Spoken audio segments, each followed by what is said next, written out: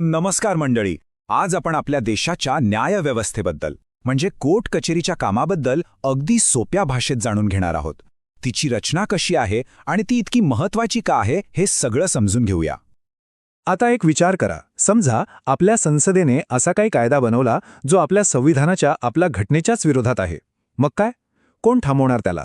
अशा वेळी नक्की काय होतं? तर याच प्रश्नाचं उत्तर आहे न्यायालयीन पुनर्विलोकन. हा आपल्या न्यायव्यवस्थेचा एक खूप मोठा अधिकार आहे.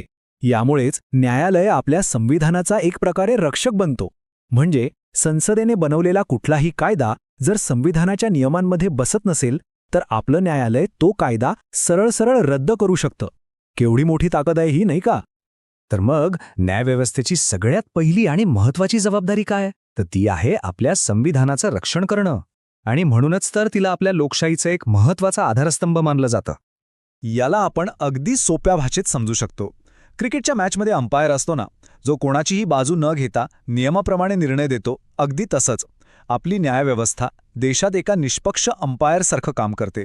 मग तो वाद केंद्र आणि राज्य सरकारमध्ये असो किंवा दोन सामान्य माणसांमध्ये असो, न्याय सगळ्यांसाठी सारखा.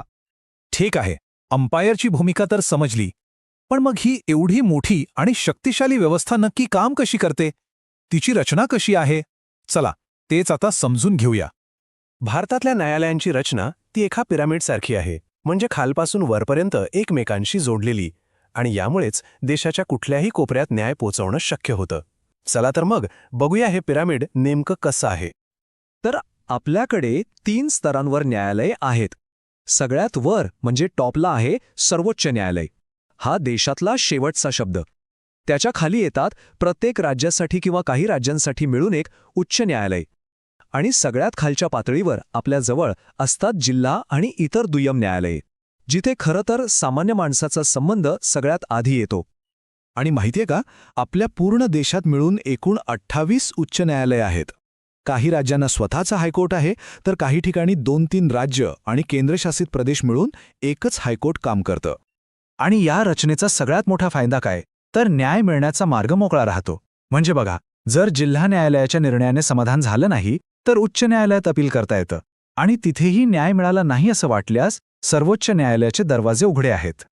चला, आता या रचनेमधल्या एका महत्त्वाच्या भागाबद्दल म्हणजे हायकोर्टाबद्दल, त्याच्या अधिकारांबद्दल थोडा आणखी जाणून घेऊया. हायकोर्टाकडे बरीच महत्त्वाची कामं असतात. पहिला म्हणजे खालच्या कोर्टाच्या निर्णयांविरुद्ध आलेली अपील ऐकणं. दुसरं, आणि हे खूप महत्त्वाचं आहे, आपल्या मूलभूत हक्कांचं रक्षण करण्यासाठी विशेष आदेश देणं. आणि तिसरं म्हणजे जिल्हा न्यायाधीशांच्या नेमणुकीच्या वेळी राज्यपालांना सल्ला देण्याचं कामही हायकोर्टच करतं. पण मग या कोर्टांमध्ये नेमक्या कोणत्या प्रकारच्या केसेस चालतात? कायद्याचे काही वेगवेगळे प्रकार असतात का? हो, नक्कीच. आपल्याकडे कायद्याचे मुख्यत्वे 2 प्रकार आहेत. एक म्हणजे दिवाणी कायदा आणि दुसरा म्हणजे फौजदारी कायदा. आता या दोन्हींमधला फरक अगदी सोपा आहे. दिवाणी कायदा म्हणजे काय? तर व्यक्तींच्या हक्कांशी संबंधित प्रकरणं, जसं की जमिनीचा वाद, घरभाड्याचा करार किंवा घटस्फोटाची केस. आणि फौजदारी कायदा म्हणजे गंभीर गुन्हे, म्हणजे चोरी, मारामारी, खून किंवा हुंड्यासाठी होणारा छळ. हे सगळं फौजदारी कायद्याखाली येतं. दिवाणी केसची प्रक्रिया बऱ्यापैकी सरळ असते. ज्या व्यक्तीला वाटतं की आपल्या हक्कांवर गदा आली आहे, ती व्यक्ती थेट कोर्टात एक याचिका दाखल करते. मग कोर्ट दोन्ही बाजूंचं म्हणणं ऐकून घेतं आणि आपला निकाल देतं. पण फौजदारी केसमध्ये असं नसतं. तिथे सुरुवात होते पोलिसांपासून. एखादा गुन्हा घडला की सगळ्यात आधी पोलिसांकडे FIR म्हणजेच फर्स्ट इन्फॉर्मेशन रिपोर्ट दाखल करावा लागतो.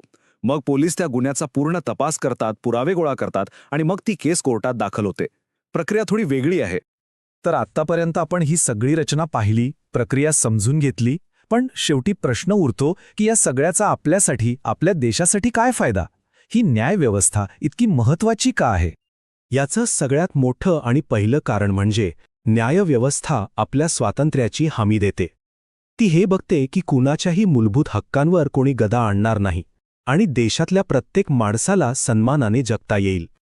दुसरं म्हणजे जे आपण आधी बोललो की न्यायव्यवस्था आपल्या संविधानाला सर्वोच्च मानते, देशाचा सगळा कारभार हा घटनेनुसारच चालला पाहिजे याची खात्री ती करते.